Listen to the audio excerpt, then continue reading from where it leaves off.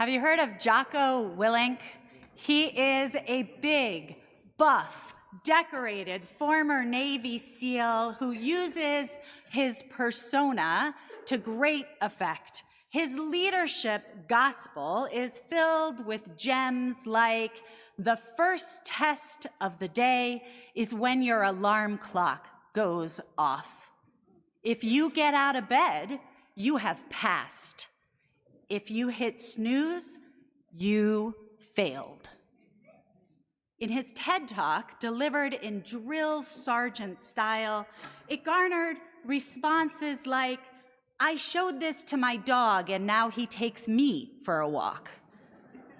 And Jocko wasn't born, he was tactically deployed. His best-selling book is titled Extreme Ownership. He also is somewhat incongruously an author of children's books. Given his persona, to say that I was intrigued when I came across his picture book, Mikey and the Dragons, is an understatement. What would this take no prisoners Navy SEAL have to say to kids, little kids? Turns out exactly what you would expect. The book about how to conquer fear says that we really need to actually face the opportunity with courage. Okay, that's in character, until the final point. The book, actually a book within a book, follows young Mikey, who reads the story of a prince whose father had always protected the kingdom from terrifying dragons living in the caves beyond the wall. When the king tragically dies, it's up to the young prince to fill his father's shoes. But the prince, who can barely hold a sword, is paralyzed by fear. Unsurprisingly, Jocko narrates that the prince discovers that even though he's scared, he can muster the courage to face this dangerous situation anyway. The curveball comes when the prince gets to the cave, only to find that, quote, the dragons were so small, they were really no threat at all. That line is repeated as the book's takeaway to help Mikey face his own real-life challenges. When you're feeling so scared of it all, you just need to remember the dragons are small. But what about when they're not? Of all people, Jocko Willink, who served and commanded missions in some of the most dangerous corners of the world, definitely knows that the dragons that we face in life are not always so small. Indeed, he writes elsewhere, when I was younger, I was preparing for war. I knew that somewhere out there, another man was also preparing. That man was my enemy. He was working and training and planning and preparing to meet me on a battlefield. I didn't know when, I didn't know where, but I knew at some point we would meet. In light of that, and so much else, is it helpful to downplay, as he writes here, that most of the fear is just in your head?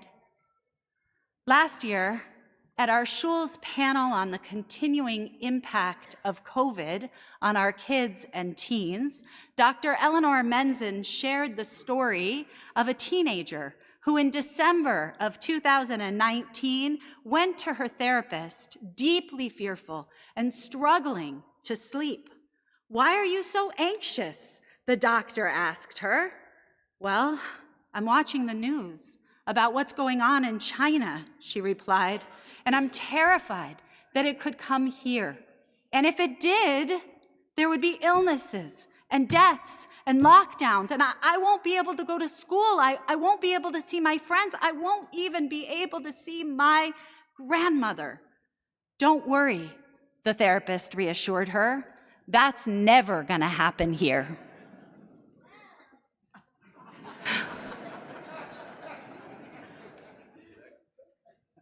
Would you go back to that therapist? What was true then for that teen is true almost anywhere you look today. The dragons are not small. Just open the news. From every corner of the world, we see daily the Unatana Tokef shadow of uncertainty, instability, and deep fragility in the face of forces beyond our control. What was true for that teen is true for all of us at some point in our personal lives. Our parents age. We age. We face illness and loss and real consequences of choices and fates that we did not and would not have chosen. As Jews, we know this. From the pogroms to the Shoah to the battle for the soul of Israel, today our history has made us profoundly aware of legitimate reasons to fear, which is why this holiday matters so much. We call this day Yom Kippur, but this season has another name, Yamim Noraim, the days of awe, or literally the days of fear. They give us a much different blueprint for making it through. In our Torah reading this morning, we began in a heart-rending place with Aaron immediately following the death of his sons. Why start with such incomprehensible trauma?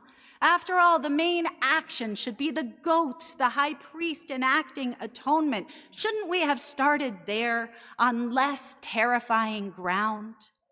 But in this prelude is a playbook, a map for facing our own dragons today. First, confront. Yes, there are reasons to fear.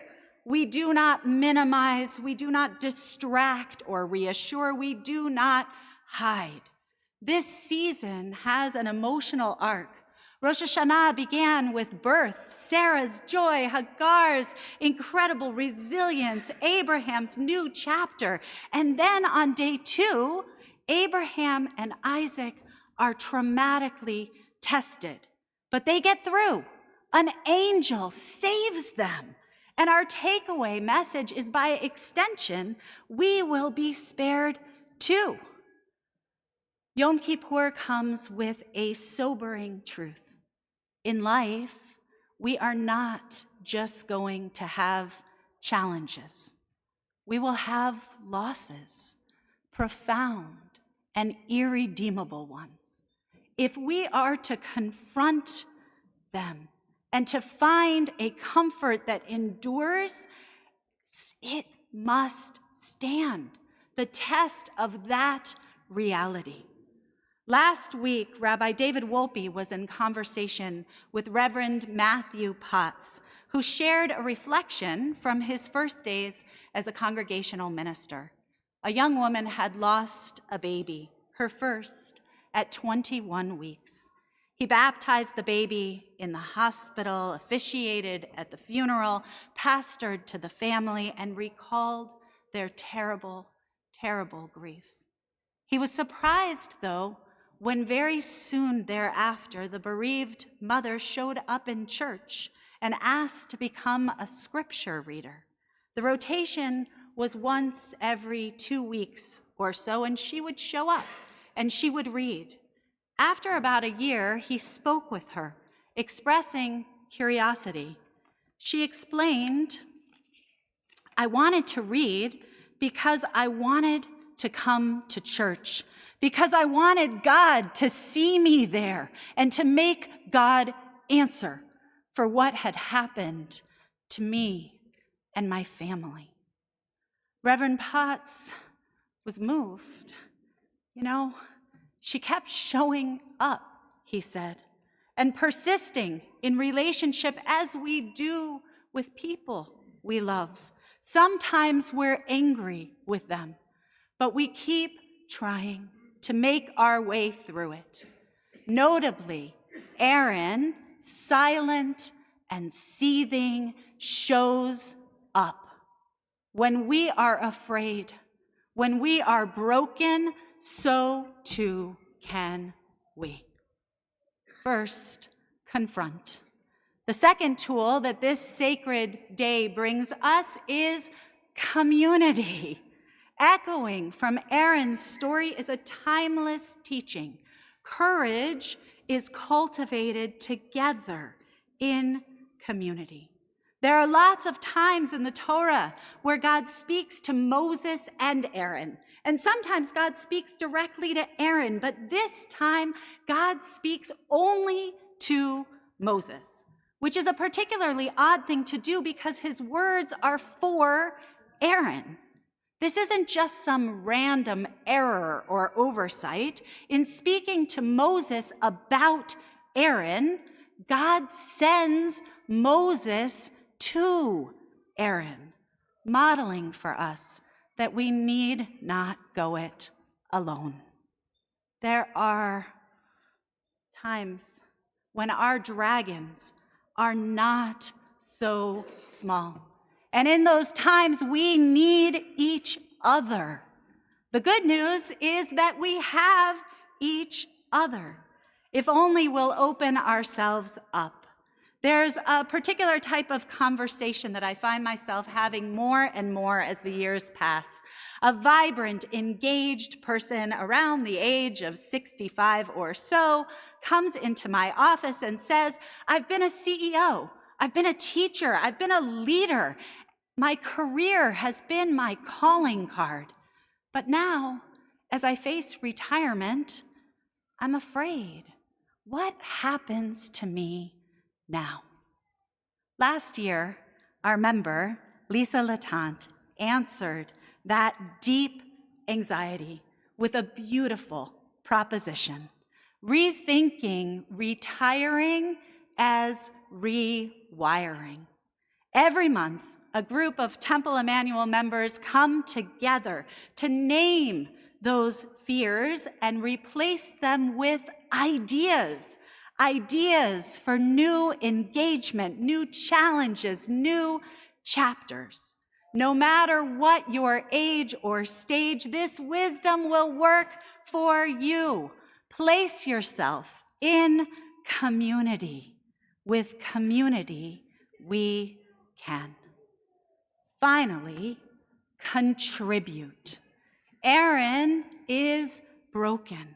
His worst fears have been realized. He's understandably unsure whether he can even get out of bed in the morning, let alone serve in the sanctuary. But he gets what it means to live in a precarious place. And he leverages that brokenness in the service of purpose. He can offer other people's offerings. He is able to carry the load because he understands. Which brings us back to Jocko Willink. Jocko also wrote a series aimed at tweens, The Way of the Warrior Kid. Now on his 5th installment, he again engages the question of how to face fear. This time, however, his answer in the form of a letter to his nephew is notably different. Now that you're getting older, he writes, I have a feeling that you might be paying more attention to the news. Lately, there's been a lot of scary things out there in our world. Danger isn't everywhere, he writes, but there are dangerous places and there are dangerous people. He recounts a story from his childhood when he witnessed a classmate bullying another student, and he didn't stand up. He reports he was afraid of the bully, of what others would think of him if he pushed back. When the situation later exploded, he was angry at the bully, but mainly disappointed in himself. It was me, he wrote, that hadn't said anything. It was me that had let those boys hurt her. And so he decided on that day, he wrote, if I ever saw anyone getting picked on again, I would put a stop to it. In that moment, when he had been afraid, he discovered purpose, a purpose that he fulfilled with service to our country. It's easy to say, well, that's Jocko Willink. He's a Navy SEAL. Of course he's like that. But what he did is something all of us can do. He took a moment when he was afraid, when he could have done better, when he should have done better, and didn't, and devoted the rest of his days to doing better next time. Isn't that what today is all about? We all have dragons. When the dragons are not small, may we remember Aaron's 3 C's. May we confront them honestly. May we cultivate courage in community. And may we contribute meaningfully so that we can meet our next moments ever better. Shana Tova, Gamar Chatima Tova. We rise.